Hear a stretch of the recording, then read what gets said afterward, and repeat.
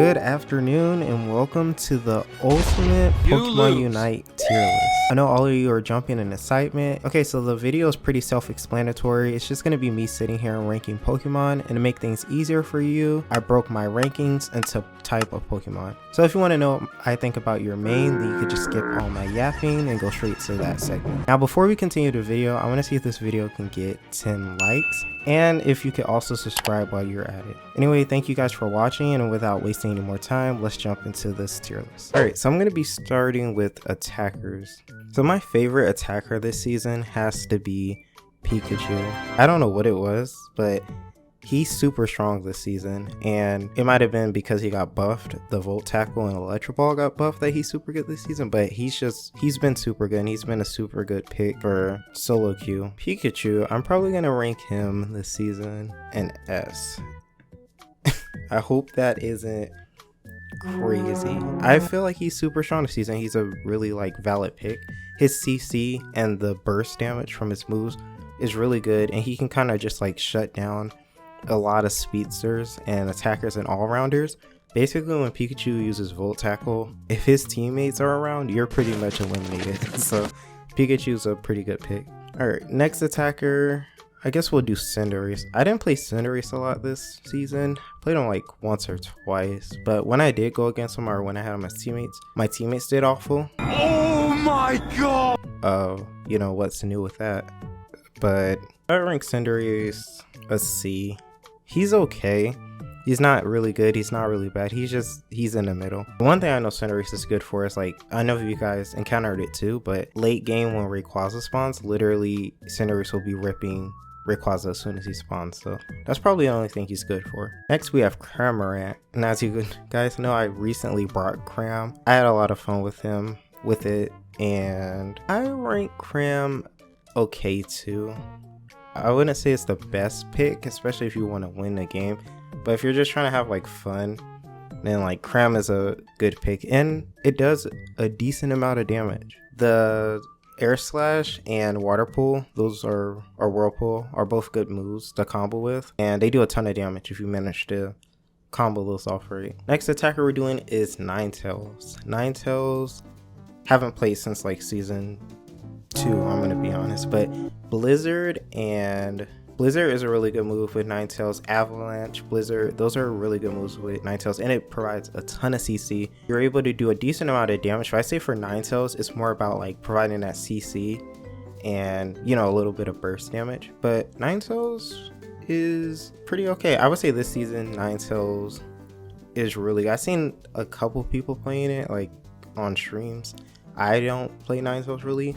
My opponents play it, and it's really annoying. So Ninetales is pretty above average. It's pretty good just because of the CC alone. Next we have Venusaur. I played Venusaur quite a bit this season. I would say it's pretty good. So whenever I play Venusaur, I usually do Solar Beam and Sludge Bomb. Those are really good. But I've seen a couple people doing Giga Drain and Flower Dance. Giga Dance is actually pretty good. And late game, if you manage to get the enemy team grouped up enough to where you're doing Giga Drain and getting that cooldown reset with your boosted attacks, Venusaur could be really good. So I'm going to put him next to Ninetales.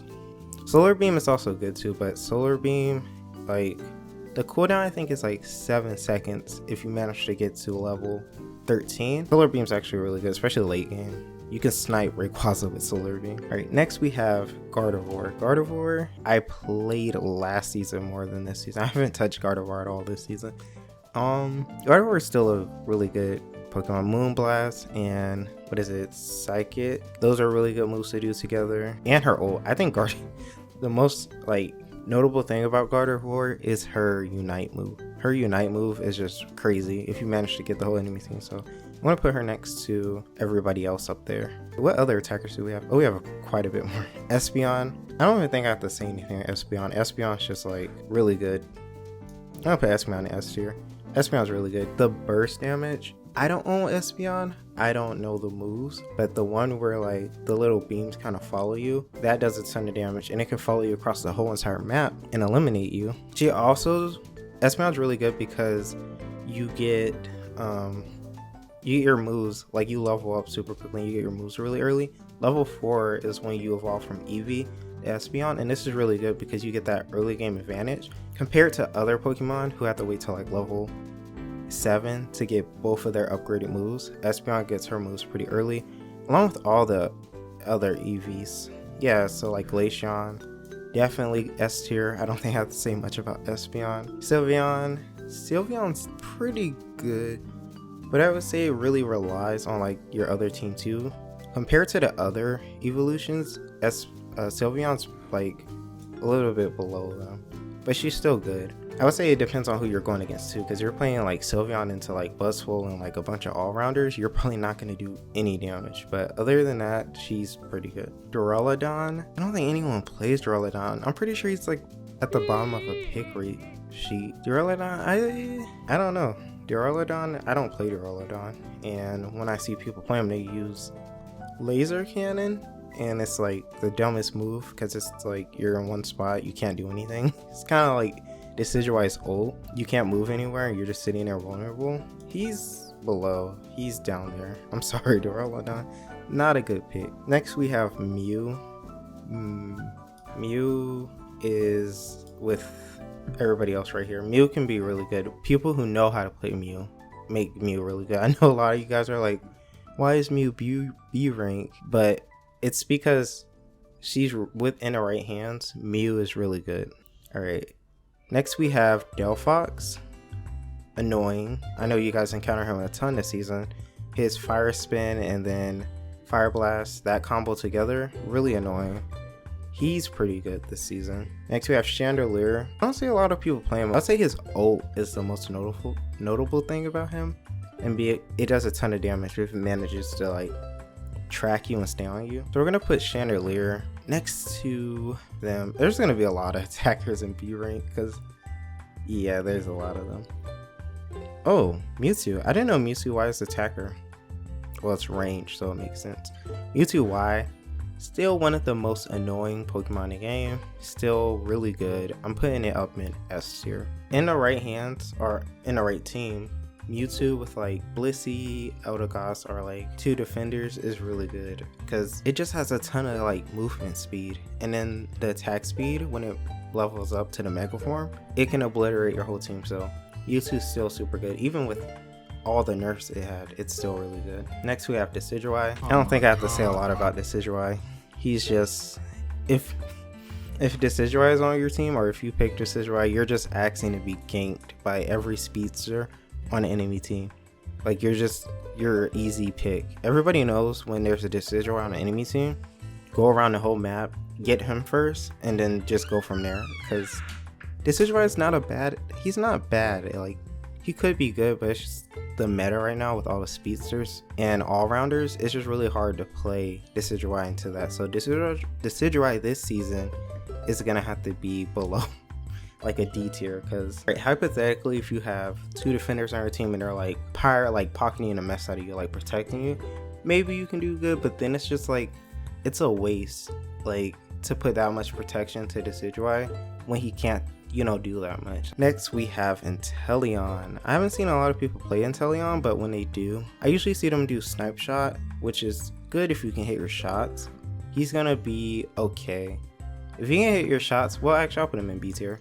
If you can hit your shots with Inteleon, you can do really good. His other move, I forgot the name, but he shoots a bunch of like water cannons, also good. But yeah, similar to like Decidueye, you do have to be careful because you're super squishy. So, but you play in the distance anyway if you're doing like Snipe Shot. Next we have, literally forgot his name. It's on the tip of my tongue. I forgot his name. I'm gonna remember after. I'm gonna be so mad. But him, you guys know, the flying salamander wizard. He's still really good. I'm gonna put him in S tier because similar to Mewtwo Y, the attack speed with the damage is pretty good. So he's gonna be up here in S tier. And lastly, that's Hoopa's Mega Formin. I thought that was another new Pokemon. I was like, what the heck is this? We have Greninja. Greninja, as you guys know, my most played and favorite Pokemon this season. He performed pretty good. It's just this season's like speedster and like all rounder, like kind of ganking. Like this is all this season's about, and it makes like attackers not the best. Like you're easily ganked, like you're the first to go when a speedster shows up. But Greninja, when I played him, I did win. I won a lot of games with him. He's still really good. He's gonna be here. This is kind of like the okay is C, and then B is like okay. So if that makes sense. So he's okay. And lastly, we have the one and only Miraidon, the most annoying Pokemon in the entire game. I cannot stress enough my annoyance for this thing. He's S tier, and I hate to put him up here. If this was a tier list of like my least favorite Pokemon, he would be an F. I hate Miraidon. I hate playing him. He's not fun to play. Playing an OP Pokemon like this isn't fun. Abusing an OP Pokemon like this isn't fun. But you know what they say, if you can't beat them, then join them. So if you can't beat the people playing all of meta, then you might as well join them. Miraidon's right now, his strength is like either moves you choose with him, except for Parabolic Charge. Parabolic Charge I haven't used on Miraidon, but I don't see anybody use it because Thunder, for instance, on Miraidon is OP. Thunder is a move that follows you around and strikes lightning down, and it does a lot of damage if it stays on you for time. Alright, next we are going to do supporters, and there's not a lot of them. I just realized there's literally 5 or 6 supporters in this game. That's crazy. Alright, so Wigglytuff, we're going to do first for supporters. Well, actually I have to do my favorite Pokemon first for supporters.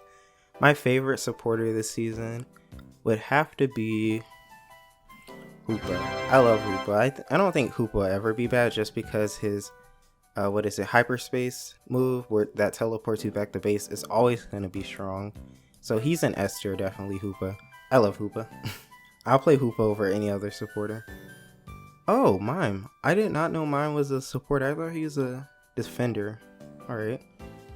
Mime, I don't own him. I don't play him. And I don't have any interest really to play Mime. But people who play him, they always do a good job with him. He is an A tier. He's pretty good. His ult and his wall is really strong in this game. So he's going to be an A tier. I don't think I have to say anything. Clefable's just...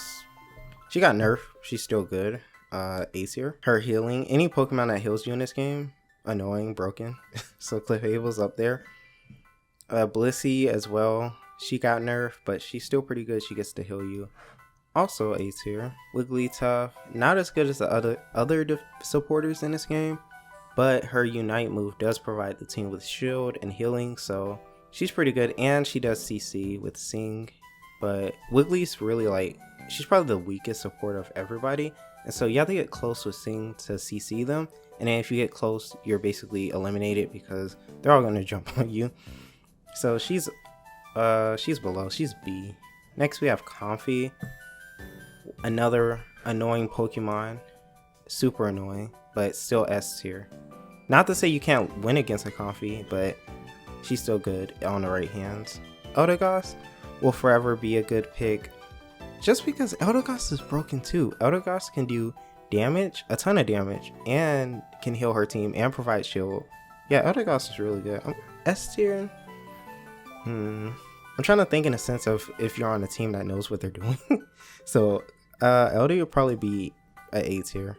And lastly Sableye. Sableye, I always make jokes about Sableye being like the least picked Pokemon or the worst, but Sableye in its right hands is really good and can provide a ton of CC that lasts nearly forever, and a Unite move can stun the opponent and pretty much last forever, like send them back to base if they're all looking at him. If you manage to get it off, then it's definitely worth it. So Sableye you're not the worst, Sableye. You're gonna be next to Wiggly. Actually, I'll move you up one. You're A tier. You're pretty good, Sable. Alright, next we're gonna do, there's a lot of all-rounders in this game. Oh my gosh, what the heck. Alright, I guess we'll do defenders next. So my most favorite defender this game, I don't have to think about it, Blastoise. And he's an S tier. Blastoise is super good. He's one of my favorite defenders in this game. With his rapid spin and water sprout, he can provide a ton of damage with that. You can bully the enemy team with Blastoise. He's really good. His Unite move alone makes him an S tier just because you're able to CC the entire team and do a chunk of burst damage with it. So yeah, Blastoise is definitely S tier. Next we have Slowbro. His Unite move alone, I want to say, makes him an S tier. Just because if that one Mimikyu has been bullying your entire team all game and is like carrying the enemy team, and you unite him and get him out the game, you basically win. So Slowbro is pretty good. I'm gonna put him S tier. I'll put him in S tier just because Amnesia keeps you alive long enough to where you can take a ton of damage for your team and stall long enough for like your attackers and speedsters to do something. So he's an S tier. Crustle, I love Crustle too. He's probably my second favorite Pokemon just because how you can bully the enemy team with him too, with X Scissors and Rock Tomb. Yeah, those are too good. He's gonna be A tier. Next we have Snorlax. Snorlax doesn't get as much love as he should with his, but he takes a lot to set up, and you're just a walking punching bag. Like, you're meant to take damage. You're just a sponge walking around basically half the game. You can't do as much. So he's gonna be he's below Crustle. I would say he's a B tier. Greedent got buffed this season, believe it or not, but he still isn't as good because there are a lot of Pokemon in this game that counter him. Buzzwole can counter him, Umbreon can counter him, Slowbro can counter him. There's just a lot of hindrances in this game that make Greedent not the best pick. He's gonna be okay. There once was a time where you could play Greedent and do Bullet Seed and just carry your entire team, but not anymore. Greedent's just like, the more Pokemon they add to this game, the worse Greedent becomes. So he's gonna be a C tier. Next we have Mammal. Mammal's probably my third favorite defender in this game. Definitely my third favorite. Mammal is going to be A tier.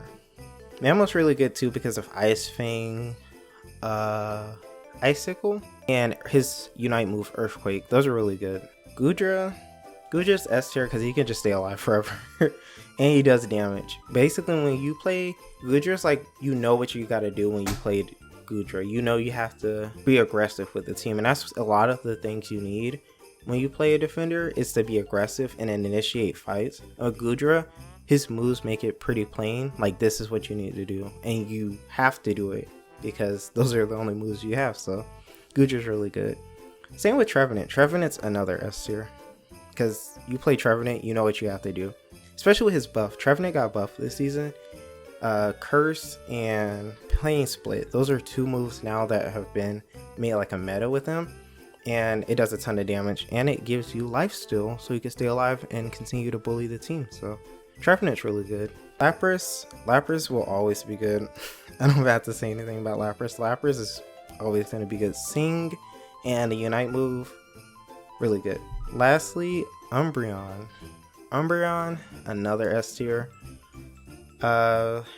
Mean Look is a really good move for singling out like people who are being like a problem all game. Alright, finally we're on to the last two types of Pokemon, and so many all-rounders. Look at the Speedsters compared to the all-rounders.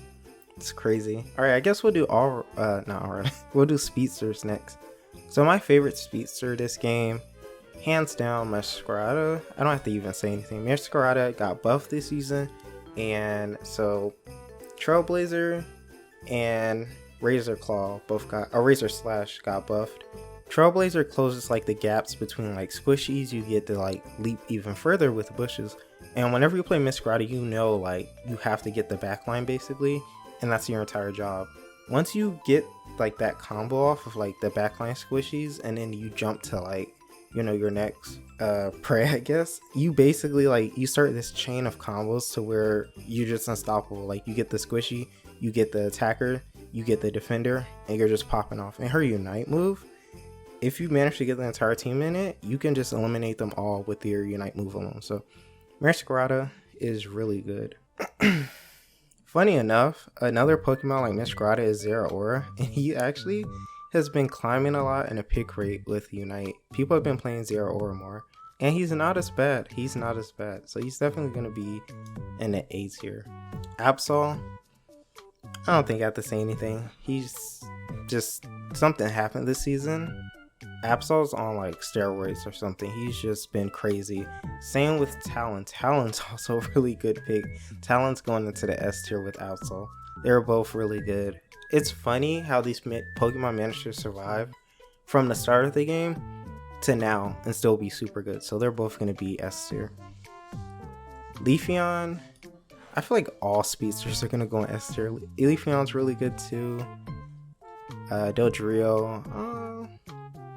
Dodrio isn't too good. He's like Greedent because, well, I'll put him in okay. He can be good sometimes, other times not as much. He suffers the same thing as Greedent. Hindrances in this game are an issue still. CC. If literally something touches you that hinders you, you're gonna lose your boosted attack build up, and you won't be able to get like the boosted attack off of your ability. So yeah, it's just you have to play like set up too much to play Dodrio, so he's gonna be B tier. Next we have Zoroark. He's on something this season. Like I said, all speedsters are basically gonna go into S tier. Gengar, same thing. If you play Gengar right, you're gonna go crazy with them. At the same time, yeah, he's gonna go B tier or A tier. He's just almost S tier, almost S tier. All right, lastly, we are gonna do the all-rounders, the highlighters of the game, because there's literally more of these guys than anybody else. And they continue to add them, so let's do them. All right, my favorite all-rounder this season. This is hard. I like Aegislash, I like Mimikyu, I like Metagross, I like Gyarados, I like all of them. But my favorite, my most played Pokemon or all-rounder this season had to be Mimikyu. And Mimikyu is broken. Mimikyu's move, Play Rough, is completely broken. So we're going to put him. Lucario, I don't think anybody plays Lucario. We're going to put him in C tier. He's alright. Azumarill, right next to Lucario.